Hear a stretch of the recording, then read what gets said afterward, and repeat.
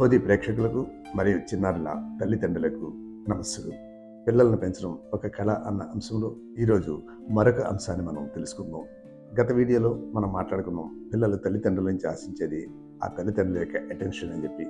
ఈ వీడియోలో మనం నేర్చుకునేది, మనం తెలుసుకునేది ఏంటంటే, పిల్లల నుంచి మనం ఎక్స్పెక్టేషన్స్ చేసేటప్పుడు రియలిస్టిక్గా, అంటే వాస్తవానికి దగ్గరగా వాళ్ళ నుంచి ఫలితాలు మనం ఆశించాలి తప్ప వాస్తవాలకు విరుద్ధంగా లేదా పక్కవాడితో పోలుస్తూ ఏది కూడా మనం వాళ్ళ నుంచి ఆశించకూడదు. ఈ రోజుల్లో 99% తల్లిదండ్రులు చేసే పొరపాటు ఇదే. పవర్ టు ద పేరెంట్ అన్న పుస్తకంలో రచయిత చాలా చక్కటి విషయాన్ని అక్కడ చెప్పడం జరుగుతుంది.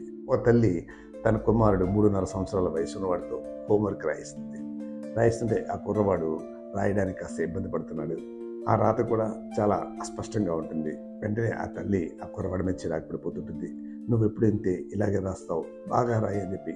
కానీ అక్కడ వాస్తవంగా మనం తెలుసుకోవాల్సింది, 3.5 సంవత్సరాల వయసులో ఆ కుర్రవాడు పెన్సిల్ పట్టుకుని రాయడం అనేది కొద్దిగా కష్టతరమైన పని.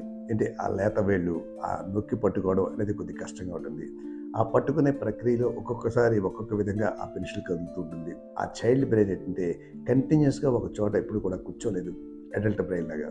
సో ఒకే చోట కూర్చుని ఒకే చోట రాయాలి అంటే వాడు ఆ అటెన్షన్ పే చేయలేక, చేతులు నొప్పులు వస్తున్నాయని చెప్పి చెప్పలేక, ఇవన్నీ చేయలేక దాని ఇంపాక్ట్ ఏంటంటే హ్యాండ్ రైటింగ్లో ఒక విధమైన డిస్టర్బెన్స్ వస్తుంటుంది. ఆ డిస్టర్బెన్స్ని మనం అర్థం చేసుకోకుండా మనం వాళ్ళ మీద నువ్వు ఎప్పుడే ఇంతే అని చెప్పి చిరాకు పడుతుంటే మన యొక్క ప్రెషర్ వాళ్ళ మీద పడి, వాళ్ళ వేళ్ళ ప్రెషర్, ఒకే చోట కూర్చోలేని మానసిక స్థితి, ఇవన్నీ అక్యుములేట్ అయిపోయి మరీ డిటరేట్ అవ్వడానికి ఛాన్సెస్ ఉంటుంటాయి. రెండవది అతి భయంకరమైనది కంపారిజన్. ఒక ఇంట్లో 2-3 పిల్లలు ఉన్నప్పుడు అందరూ ఒకేలాగా ఉండరు. మన చేతి వేళ్ళన్నీ కూడా ఒకేలాగా ఉండవు కదా. సో ఒక పిల్లవాడు స్మార్ట్గా ఉండొచ్చు, ఒక పిల్లవాడు ఎట్లన్నర అవ్వచ్చు. మనం ఏం చేస్తుంటామంటే సహజంగా అన్నయ్యని చూడు, లేకపోతే చెల్లెని చూడు, ఎంత బాగా రాస్తుందో, ఎంత బాగా చదువుకుంటుందో. ఒకవేళ సిబ్లింగ్స్ లేకపోతే పక్కింటి పిల్లలను ఎవరినో చూపిస్తూ వాళ్ళు చూడు ఎలా చదువుతున్నారో, వాళ్ళ బిహేవియర్ ఎలా చూడు అని చెప్పి మనం నిరంతరం కూడా మన యొక్క భావాలని వాళ్ళ మీద రుద్దేలా ప్రయత్నం చేస్తుంటుంటాం. కానీ ఆ చైల్డ్ బ్రెయిన్ వాటిని ప్రాపర్గా తీసుకోదు సరికదా. నెగిటివ్ యాటిట్యూడ్ డెవలప్ అయిపోయి, ఓహో అన్నయ్య కంట లేకపోతే చెల్లెల కంట నేను తెలివి తక్కువ అనమాట, లేదు పక్కవాడి కంట నేను తెలివి తక్కువ అనమాట, తెలివి తక్కువ అని కాబట్టి నేనేం చేస్తాను, అది నా కర్మ అనుకుంటూ డిమారలైజ్ అయిపోయి ఉన్న పెర్ఫార్మెన్స్ని కూడా లేకుండా, దాన్ని ఏ విధంగా వ్యక్తం చేయాలో తెలియకుండా పేచీల కిందో, లేదంటే పంతం పెరిగిపోవడము, లేదంటే వస్తువులు విసిరేయడం, ఇలాంటివన్నీ కూడా జరుగుతుంటాయి. కొన్ని సందర్భాల్లో వాళ్ళు ఇంట్రోవర్ట్లు అయిపోయి అది జీవితంలో అతి భయంకరంగా తయారయ్యే ప్రమాదాలు కూడా ఉంటుంటాయి.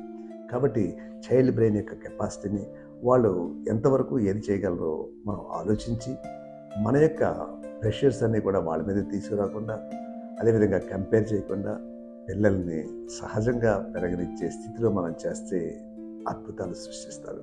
కేవలం మనుషులే ఆ పిల్లల మీద ఆ ప్రెషర్ ఇస్తాయి తప్ప మిగిలిన జీవరాశి అన్నీ కూడా సహజంగానే పెరగనిస్తాయి. కాబట్టి సహజ లక్షణాలతో అవి వికాసం చెందుతుంటాయి. కాబట్టి మనం కూడా పిల్లల యొక్క మానసిక స్థితిని అర్థం చేసుకుని, వాళ్ళ యొక్క భౌతిక స్థితిని కూడా అర్థం చేసుకుని అడల్ట్ బ్రెయిన్గా చైల్డ్ బ్రెయిన్ని ట్రైన్ చేయాలి తప్ప మనం కూడా చైల్డ్ బ్రెయిన్గా మారి ఆ చైల్డ్ బ్రెయిన్ని మరింత పొల్యూట్ చేసే ప్రయత్నం చేయకూడదు. మరిన్ని విషయాలు వచ్చే వీడియోలో తెలుసుకుందాం.